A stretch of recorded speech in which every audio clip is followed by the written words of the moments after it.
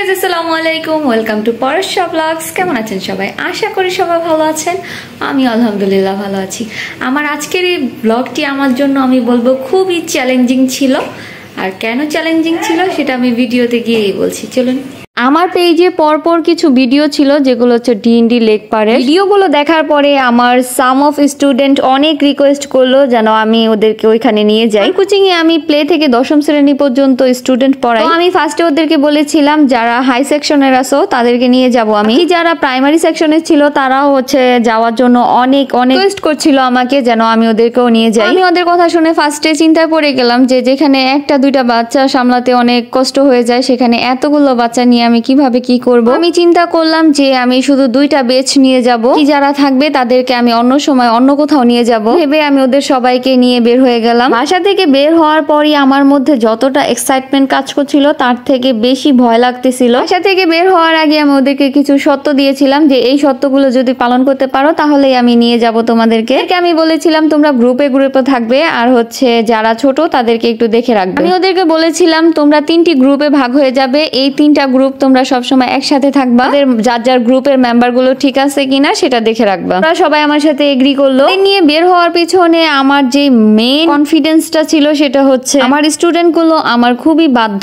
ওরা হচ্ছে কখনোই আমার কথার বাহিরে গিয়ে কিছু করে না। আমি যদি একটা ধমক দিই বা কিছু বলি, কিছু করতে বলি, ওরা সেটাই করে। এবার হচ্ছে আর কোশ্চেনও করে না যে এটা না ওইটা। আমি ওইখানে গিয়ে বলেছি এখানে বসে থাকতে, ওরা বসেছিল সবাই। যখন বললাম একসাথে সবাই হেঁটে যাও তখন হেঁটে যাচ্ছিল। বাচ্চারাও আমার কথা শুনতেছিল, মানে এদিক থেকে ওদিকে কেউ কোথাও যাচ্ছিল না, সবাই একসাথে ছিল। ওদেরকে নিয়ে গোল চত্বরে গেলাম আর গোল চত্বরে যাওয়ার পরে ওদেরকে বললাম এবার তোমরা খেলতে পারো, এখানে মানুষ কম আছে আর বেশি জোরে দৌড়াদৌড়ি করবে না, তাহলে পরে ব্যথা পেতে পারো।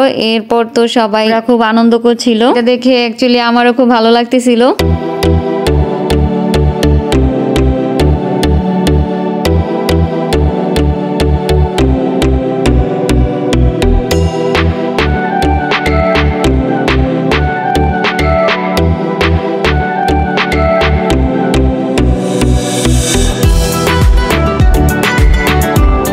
আমি সবাইকে ডাক দিলাম আর ডাক দিয়ে একসাথে বসতে বললাম, আমরা গ্রুপ পিক তুলবো। এই জন্য কাছে গিয়ে আমি সবাইকে জিজ্ঞাসা করলাম তোমাদের কেমন লাগছে সবার। সবাই একসাথে বললো অনেক ভালো লাগছে। ওদের সাথে বসে ছবি তুললাম, আমরা সবাই গান গাইলাম, অনেক মজা করলাম। ওদেরকে জিজ্ঞাসা করলাম এখানে কেউ এর আগে এসেছো কিনা। এখান থেকে কয়েকজন বললো হ্যাঁ ওরা গিয়েছিল এখানে সবাই একসাথে যাওয়াতে ওদের আনন্দটা আরো দ্বিগুণ হয়ে গিয়েছিল।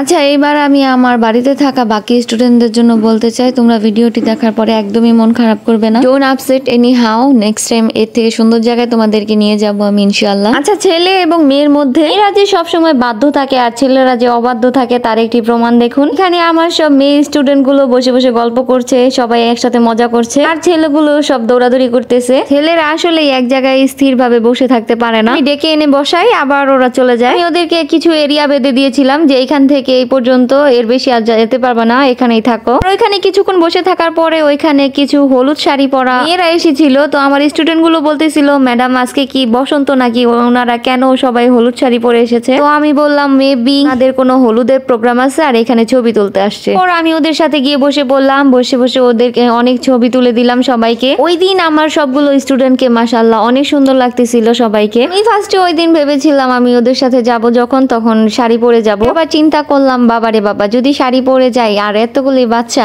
সামলাবো নাকি ওদেরকে সামলাবো, এই জন্য বরকাই পরে চলে গিয়েছিলাম। আমার স্টুডেন্টদের অনেক রিকোয়েস্ট ছিল যেন আমি বরকা না পরি, ড্রেস পরে নেই। আমার মনে হয়েছিল আমি যেটাতে কমফোর্ট থাকবো সেটাই আমার পরা উচিত, বিকজ আমি ওদেরকে কেয়ার করব নাকি আমার ড্রেস আপ নিয়ে পরে থাকবো, এই জন্য কথা রাখতে পারিনি। ওদেরকে বললাম নেক্সট বাড়িতে যেই প্রোগ্রাম হবে তোমাদের সাথে তখন আমি শাড়ি পরবো ইনশাল্লাহ। কিছুক্ষণ পরপরই ওদেরকে জিজ্ঞাসা করছিলাম চলো এবার বাসায় চলে যাই। কেউ রাজি না, তারা আরো পরে আসবে ওইখান থেকে। পর আমি ওদেরকে বললাম আচ্ছা তাহলে এখান থেকে আমরা বিদায় নিয়ে নিই, আমরা কিছু খেতে যাই, চলো সবাই একসাথে। ওরা রিকোয়েস্ট করছিল আমাকে যেন সন্ধ্যা পর্যন্ত ওইখানে থাকি আর দেন পরে খেতে যাই। বাট আমার কাছে ব্যাপারটা ওদের নিয়ে সেফ মনে হচ্ছিল না, এই জন্য আমি সবাইকে নিয়ে চলে আসলাম চটপটি খেতে। তো আমি একে একে সবাইকে জিজ্ঞাসা করছিলাম কে কি খাবে, চটপটি খাবে না ফুচকা খাবে না হালিম খাবে। বাট ওরা আমাকে জিজ্ঞাসা করতেছিল আমি কি খাবো। তো যখন আমি বললাম যে আমি চটপটি খাবো তো সবাই তখন একসাথে বলে উঠলো যে তারাও সবাই চটপটি খাবে। চটপটির দোকানের আঙ্কেলটি খুব ভালো ছিল, ছিল, বাচ্চাদের খুব টেক কেয়ার করছিল। এটা দেখে আমারও খুব ভালো লাগছিল। আসলে এমনটাই হওয়া উচিত। আসলে আমি জানি না বাচ্চাদের সাথে সময় কাটাতে কার কেমন লাগে, বাট আমার তো